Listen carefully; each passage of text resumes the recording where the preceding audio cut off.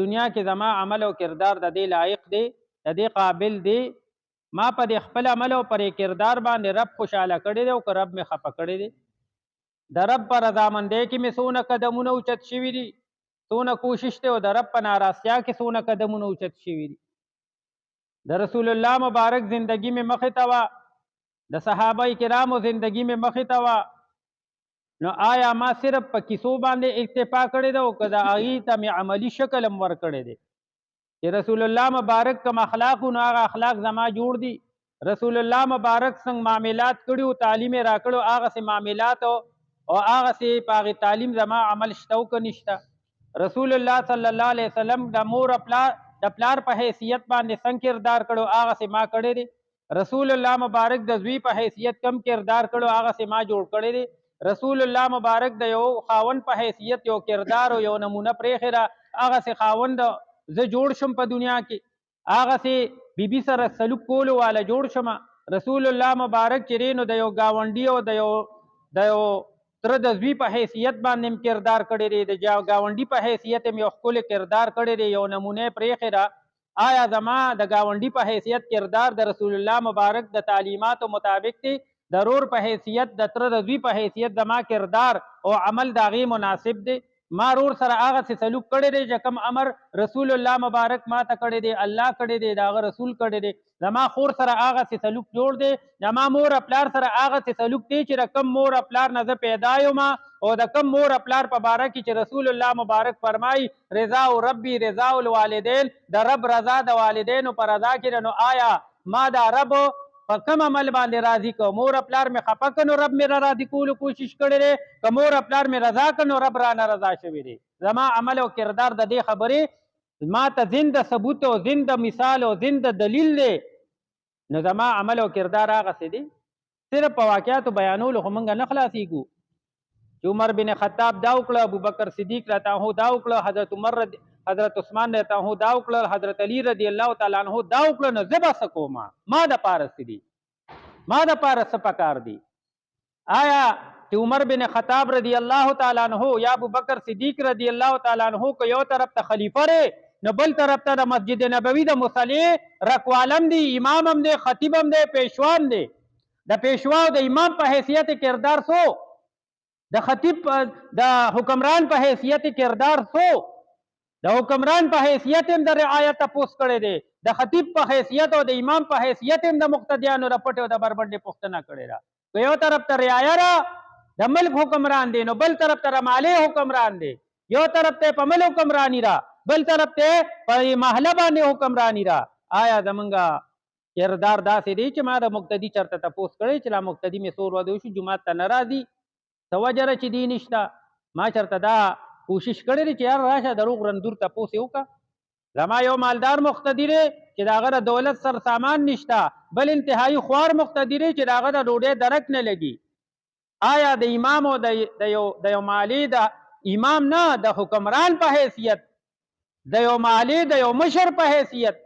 د یو مالی د دې ټولو د پلار په حیثیت، دغه چې د علماو کردار او د علماو وجود چې دی نو دا باعث رحمت دی او دا روحاني بار سره پلاران دي د دې ښځو د سړو د ټولې مالی والا. نو آیا د پلار په حیثیت ما دا چې زما روحاني بار سره اولاد کیږي، یو اولاد یو بچی یو کورنۍ مالدار دی بل کورنۍ غریبانان دي، ما د دې مالدارو نه دا مطالبه کړې چې د غریب سره امداد وکړي، د دې غریب د دارو درملو وس نه رسیږي، ته مال راواله دې ډاکټر له ورسوه، ته مال راواله د ده خبرګیري وکړه، د له دارو راوړه، د ده بچو اختر را روان دی، خوشحالي را روانه ده،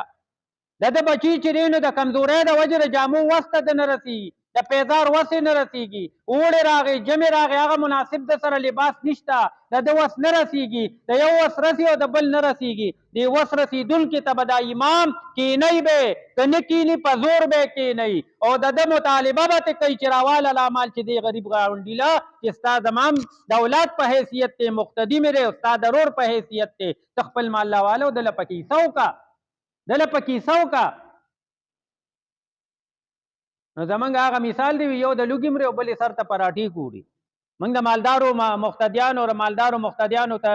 ځان ترنګو را ترنګو چې مال هم پکې څه وکړي، خو د دې مالې به د دې کمزوري مقتدي هم ذموار دی. الا کلکم راع الا کلکم راع وکلکم مسئول عن رعیته. دې حدیث پاک ته وګورو، قسم د الله په ذات چې تمام علماء کرام، امامان، خطیبان چې د مالی امامت ته ور سره، خطابت ته ور سره، د دې حدیث پاک په ضد کې راځي. ضد کې صرف ناظم او چیرمین او منبر او ایم پی ای او خان او ملک نه دی، د مالی اصل حکمران، اصل طاقت والا سړی امام دی. نو دغه امام صاحب بم د دې خبرې غم کوي، د دنه بم الله تپوس کوي چې ستاره مقتدیانو څه حالو، ستا مقتدی په دې حالت کې تا چرته داغه فکر کړی دی، داغه لپاره دې سوچ کړی دی. صرف د مالدار مال ته خو خوشحالي دل نه دی پکار، د غریب په غربت باندې خفقان هم پکار دی، د غریب په غریبۍ باندې غمجن کېدل هم پکار دی. دا د مسلمانۍ تقاضم ده او دا د انسانیت تقاضم ده، او بیا څنګه د پښتنو د پښتونوالي په بنیاد هم د دې تقاضا زموږ نه کېږي چې کم مالدار دی هغه د غریب پوښتنه وکړي، هغه د پر خپل مال کې د دې غریب د پاره څه مقرر کړي، دې ځان سره روچت کړي، خوا که دا رور دی، خوا که دا رتره بچی دی، خوا که دا رشتہ دار دی، او خوا که دا عام گاونډي دی. او چې غریب دی نو د مالدارو باندې ضروري ده چې د دې غریب پوښتنه به کوي، ورنه الله پاک په دې قادر دی چې د مالدار نه مال والي او د غریب ته حواله کړي، د مالدار نه مال والي د غریب ته حواله کړي، نو بیا موږ ګیله د چا نه به کوو. نو د دې وجې وروڼو صرف په واقعاتو باندې نه خلاصېږو. عمري کردار هم پکار دی، د ابوبکر والا کردار هم پکار دی، د عثمان او علي رضی الله تعالی عنهم اجمعین کردار هم پکار دی، هغه د خپل وس مطابق وسم پکار دی چې منګه کې یو انسان ما نه ردی تپوس نه کیږي چې ستا ګاونډي بریلې مړو، پنجپیرې مړو، وابیو، سنیو، شیعو، څه شیو، د دې تپوس ما نه کیږي، او نه دا تپوس ته الله پاک ما نه ردی نه کوي په دنیا کې، او د دې تپوس ورانه آخرت کې کیږي چې ستا د ګاونډ کې انتهایی غربت و، انتهایی غریبی وا، انتهایی چې نو هغه کمزوري وا، او تعالی الله وسایل درکړو، تا د خپل وسایلو کې د غریب پښتنه ولې نه راکړې، د دې تپوس په الله کوي. او که د دې مظلومه طبقه، د دې مظلومه خلکو، د دې بېوس او بېدست خلکو دا فریاد الله ته ورسید، قسم د الله په ذات چې الله به دنیا په دې باندې وجړه کوي، که د دې دا فریاد الله ته ورسید.